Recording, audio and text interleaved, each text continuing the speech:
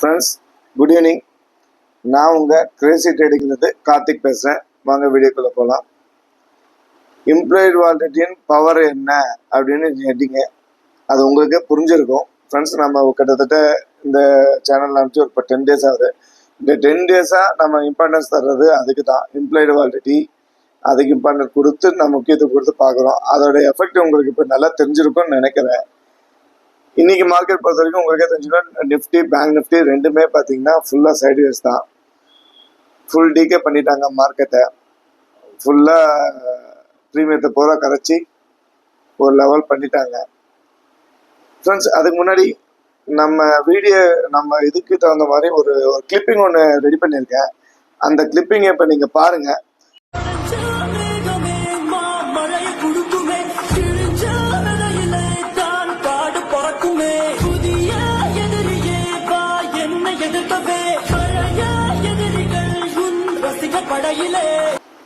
Friends, இந்த clipping நீங்கள் பார்த்துருப்பீங்க. உறுதியோடு போராடு, வெற்றி வந்து சேரும். இந்த வார்த்தையை நம்ம நல்லா ஞாபகம் வச்சுக்கணும். எதுக்கு இந்த வீடியோ நான் ப்ளே பண்ணேன் அப்படின்னா, இதுக்கும் நம்ம ட்ரேடிங்க்கும் சம்மந்தம் இருக்குது. ஏன்னா நாம் லாஸ்ட்டாக டியூஸ்டே அன்னைக்கு ட்ரேட் பண்ணது, திருப்பி வெனஸ்டே, தேர்ஸ்டே, ஃப்ரைடே 3 நாள் ட்ரேட் பண்ணல. ஏன்னா அந்த செட்டப் நம்ம வரல. அந்த செட்டப் வரலங்கிறதுக்காக நம்ம ட்ரேட் பண்ணல. இதுவே நம்ம ஆப்ஷன் பையிங்ல ஜெயிக்கிறதுக்கு ஃபர்ஸ்ட் ஸ்டெப்ல நம்ம வந்துட்டோம். இந்த உறுதியோட அப்படியே நம்ம கண்டினியூ பண்ணோம்னா ஆப்ஷன் பையிங்ல கண்டிப்பா நம்ம ஜெயிக்கலாம். கண்டிப்பா ஜெயிக்க முடியும். நம்ம செட்டப் வந்தாதான் நான் ட்ரேட் பண்ணுவேன். நம்ம எப்போ முடிவு எடுத்தோமோ அப்பயே ஆப்ஷன் பையிங் நம்மளுக்கு உண்டான லாபத்தை கொடுக்க ரெடியா இருக்கு.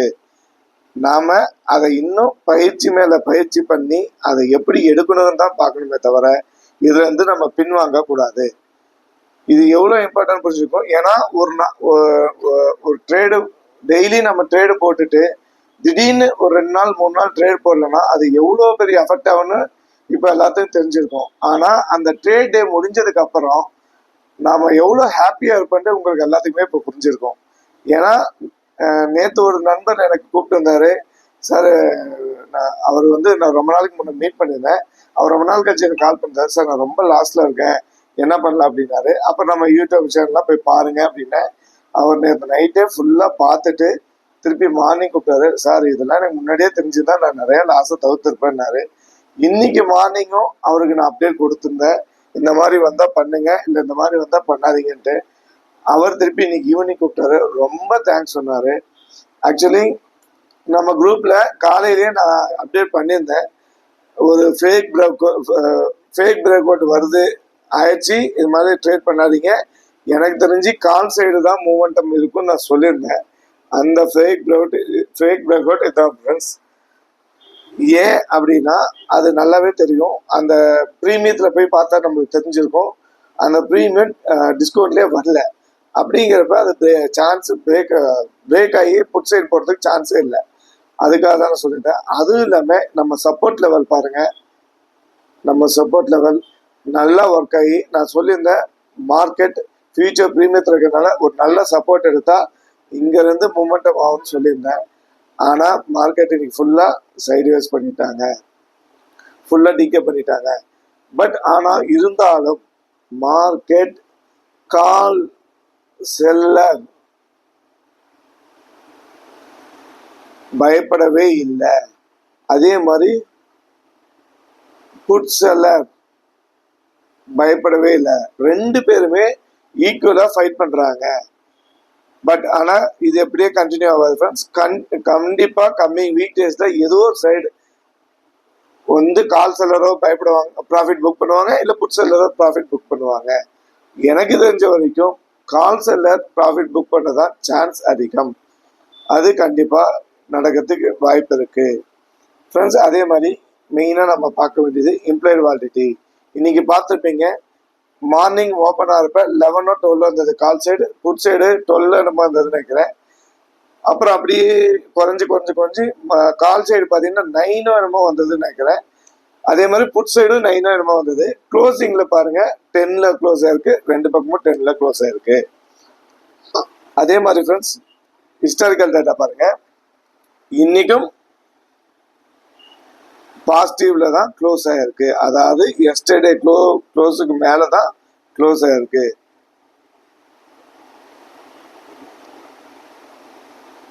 நேத்து 24,811, இன்னைக்கு 24,823. நேத்து ஓபன் 24,863, இன்னைக்கு ஓபன் 24,845. நேத்து ஹை 24,867, இன்னைக்கு ஹை 24,858. நேத்து லோ 24,784, இன்னைக்கு லோ 24,771. அதாவது ஒரு 10 பாயிண்ட், ஒரு 15 பாயிண்ட் வித்தியாசம் தான் ஃப்ரெண்ட்ஸ் இன்னைக்கு லோ வச்சிருக்காங்க. நேத்தோட லோல இருந்து ஒரு 15 பாயிண்ட் தான் டிஃபரெண்ட். இது என்ன இண்டிகேட் பண்ணுதுன்னா, மார்க்கெட் புட் செல்லர் பயப்பட மாட்டேங்கிறாங்க, ஆனா கால் செல்லரும் பயப்பட மாட்டேங்கிறாங்க. இது கம்மிங் டேஸ்ல வந்து கால் செல்லர் பயப்படுறதுக்கு உண்டான சான்ஸ் அதிகமா இருக்கு. அதே மாதிரி மார்க்கெட்டோட ஹை பார்த்தீங்கன்னா 24,867 தான் இந்த வீக்லி ஹை. கரெக்டா ஃப்ரெண்ட்ஸ்? அதோட லோ பார்த்தீங்கன்னா 24,522 தான் லோ. கிட்டத்தட்ட ஒரு 330 பாயிண்ட் வச்சுக்கலாம். 330 பாயிண்ட் புட் சைட் டவுன் ஆகி அதுக்கப்புறம் பிரேக் அவுட் கொடுத்தாதான் அது பிரேக் அவுட் ஸ்ட்ராட்டஜிக்குள்ள வரும் ஃப்ரெண்ட்ஸ். இல்லைன்னா அது பிரேக் அவுட் ஸ்ட்ராட்டஜிக்குள்ள வராது. அதுக்கப்புறம் மட்டும்தான் அது எக்ஸ்டெண்டட் ஆகும். அது நல்லா ஞாபகம் வச்சுக்கோங்க. ஏன்னா அது அவ்வளோ இருக்கு. ஆனா இப்ப இருக்கிற மார்க்கெட் 833ல இருந்து 858ங்கிறது ஜஸ்ட் ஒரு 30 பாயிண்ட்ஸ் தான் ஹைல இருக்கு மார்க்கெட். அதை ஈஸியா பிரேக் அவுட் பண்றதுக்கு சான்ஸ் இருக்கு மார்க்கெட். அதனால எனக்கு தெரிஞ்ச வரைக்கும் கால் சைடு ஒரு மொமெண்டம் இருக்கிறதுக்கு வாய்ப்பு இருக்கு. அது என்ன இதுன்னு மண்டே பார்க்கலாம். அதே மாதிரி ஃப்ரெண்ட்ஸ், நீங்க நம்ம இந்த இதெல்லாம் கேள்விப்பட்டிருக்கோம். எஸ்டர்டே ஹை ப்ரீவியஸ் க்ளோஸுக்கு மேல ஓப்பன் ஹைக்கு மேல இருந்தா வந்தா நம்ம ட்ரேட் பண்ணணும். மெயினா இம்ப்ளாய்டு வாலிடிட்டி நம்ம செக் பண்ணணும். இம்ப்ளாய்டு வாலிடிட்டி தான் என்ட்ரி ஆகணும். கடந்த 3 நாளா நம்ம ட்ரேட் பண்ணல. இதுவே நம்ம ட்ரேடிங்க்கு மிகப்பெரிய சக்சஸ் நான் சொல்லியிருந்தேன். ஏன் அப்படின்னு உங்களுக்கு புரிஞ்சிருக்கும். நாம ப்ராஃபிட் பண்ணலன்னா கூட பரவாயில்ல ஃப்ரெண்ட்ஸ், ஆனால் லாஸ் பண்ணாம இருந்தாவே நம்ம சைக்காலஜியும் நம்ம கான்ஃபிடென்ட் லெவலும் பயங்கரமா பூஸ்ட் ஆகும். அது உங்களுக்கு இந்த 3 நாள்ல நல்லாவே தெரிஞ்சிருக்கும் ஃப்ரெண்ட்ஸ். இதுக்கு முன்னே நானும் டெய்லி ட்ரேட் எடுத்தே ஆகணும்னு உட்காருவேன். எப்படியாவது ஒரு ட்ரேடாக பண்ணிடணும் அந்த மைண்டு சொல்லும். இப்போ ரீசெண்டாக ஒரு 3-4 மந்த்ஸாக தான் இது நான் பண்ணுறது கிடையாது. குறைச்சிட்டே வந்துட்டு இருக்கேன். இப்போ சுத்தமாக கிடையாது. நம்ம ஸ்ட்ராட்டஜி வந்தால் தான் நம்ம எடுக்கணும். அப்படி நான் மைண்ட் செட் வந்துட்டாவே நான் இதில் ஜெயிக்க ஒரு தகுதியான ஆளாக ரெடி ஆகிட்டேன்னு சொல்ல வருது. இதுக்கு மேலே நாம் பார்க்க வேண்டியது பயிற்சி. அதாவது நம்மளுடைய மார்க்கெட்டை நாம் இப்படி பார்த்துட்டு இருக்கோம் ஃப்ரெண்ட்ஸ். அதே மாதிரி நிறைய யூடியூப்ல பார்த்தீங்கன்னா நான் அவ்வளோ ப்ராஃபிட் பண்ணேன், இவ்வளோ ப்ராஃபிட் பண்ணேன் இருக்கலாம். அது அவங்களுடைய அவங்க வந்து ரொம்ப எக்ஸ்பென்ஸ் ஆகலாம், இல்லை பிகினிங் லெவலே கொடுக்கலாம். பட் அவங்க ரெகுலராக பண்ணுறாங்களான்னு நமக்கு தெரியாது. அவங்க என்ன வேணா பண்ணிட்டு போறாங்க. நம்மளோட ஸ்ட்ராட்டஜி நம்மளுக்கு இது ஒத்து வருதான்னு நீங்க பாருங்க. உங்களுக்கு இது ஈஸியா புரியுதான்னு பாருங்க. இது ஈஸியா புரிஞ்சா இதையே டேக் அவுட் பண்ணுங்க. இல்ல வேற ஏதோ ஸ்ட்ராட்டஜி எனக்கு ஈஸியா இருக்குன்னா அதை ஃபாலோ பண்ணுங்க. ஆனா எல்லாத்தையும் போட்டு கன்ஃபியூஸ் பண்ணி மிஸ்டேக் பண்ணாதீங்க. ஒரே மாதிரி ஒரு ஸ்ட்ராட்டஜியை ஒரு 6 மாசம் 1 வருஷம் ஃபாலோ பண்ணுங்க. அதுல நீங்க ப்ராஃபிட் வரணும்னா தான் வேற சேஞ்ச் ஆகணும்.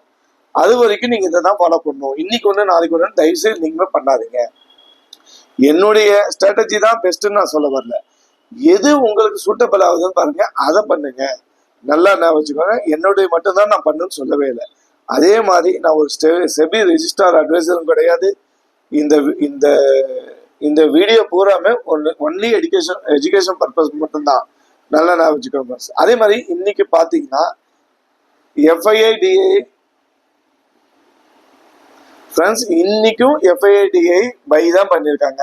FII 1944 crores-க்கும் DII 2896 crores-க்கும் பை பண்ணியிருக்காங்க. ஆனாலும் மார்க்கெட் மொமெண்டம் இல்லை. இதை என்ன பண்ண போறாங்கன்னு எல்லாருக்குமே பெரிய பெரிய ஜீனியஸ்க்குமே ஆச்சரியமா இருக்கும். ஏன்னா கம்மிங் வீக்ல என்ன பண்ண போறாங்க, எப்படி மார்க்கெட்டை கொண்டு போறாங்கன்ட்டு அவளோட எதிர்பார்த்துட்டு இருக்காங்க. அவ்வளோ வந்து மேனிப்புலேட் பண்றாங்க ஃப்ரெண்ட்ஸ். அவ்வளோ மேனிப்புலேட் பண்றாங்க. எப்படி கொண்டு போலான்ட்டு அவங்களுக்கே ஒரு கன்ஃபியூஷன் இருக்காங்கன்னு எனக்கு தோணுது. பை சைடு போலாமா இல்ல செல் சைடு போலாமான்ட்டு அவங்க ஒரு சின்ன கன்ஃபியூஷன் இருக்காங்கன்னு எனக்கு தோணுது. கன்சல்டேட் பண்றாங்க எப்படி கொண்டு போகலாம் அப்படின்ட்டு. அது கம்மிங் வீக்ல கண்டிப்பா ஒரு ஒரு ஒரு இம்பாக்ட் இருக்கும். ஏன்னா மந்த்லி எக்ஸ்பைரி எல்லா எக்ஸ்பைரியும் வருது, மந்த்லி எக்ஸ்பைரி இருக்கு. அதனால கண்டிப்பா ஒரு இம்பாக்ட் கொடுப்பாங்கன்னு நான் நம்புறேன் ஃப்ரெண்ட்ஸ். அதே மாதிரி future spot is equal to future. அது வந்து ஸ்பாட்டை நோக்கி ஃபியூச்சர் வருதா இல்லை ஃபியூச்சர் நோக்கி ஸ்பாட் போதா, அதுதான் மெயினாக நம்ம இப்போ கவனிக்க வேண்டியது. அதை நல்லா நான் வச்சுக்கோங்க ஃப்ரெண்ட்ஸ், அது மெயினாக நம்ம கவனிக்கணும் ஃப்ரெண்ட்ஸ். இது இப்போ நான் சொன்ன செட்டப் உங்களுக்கு எல்லாம் அண்டர்ஸ்டாண்ட் ஆகிருக்கும். அதே அந்த செட்டப்பில் ஃபாலோ பண்ணீங்கன்னா உங்களுக்கு ஈஸியாக இருக்கும்னு நம்புகிறேன். இதை கண்டினியூ பண்ணுங்க. உங்களுக்கு லாபம் வருதா இல்லையான்னு பாருங்க. எனக்கு தெரிஞ்ச வரைக்கும் இது கண்டிப்பாக லாபம் வரும். கண்டிப்பாக 10 ட்ரேடர்ஸ்ல 6 ட்ரேடுக்கு மேலே இல்லை, நான் சொல்றது ரொம்ப கம்மியாக 6 ட்ரேடர்ஸ் ப்ராஃபிட் அடிப்போம். இன்னும் ஒரு 4 ட்ரேடு லாஸ்னா கூட அது மிகப்பெரிய சக்ஸஸ் ஸ்ட்ராட்டஜி ஃப்ரெண்ட்ஸ். நீங்கள் யாரை வேணால் போய் கேட்டு பாருங்க, இவ்வளோ பெரிய ஜாம்பானை கூட கேளுங்க, அவங்க சொல்லுவாங்க. அது மிகப்பெரிய சக்ஸஸ் ரேட்டில் கொடுக்கும். அதனால இது ஈஸியாக இருக்கான்னு நீங்கள் ஃபாலோ பண்ணுங்க. பண்ணால் கண்டிப்பாக உங்களுக்கு கண்டிப்பாக இது ஒத்து வருதுன்னா அதை ஃபாலோ பண்ணுங்க. இல்லைன்னா நீங்கள் வேற பாருங்க, இதையே கண்டினியூ பண்ணாதீங்க.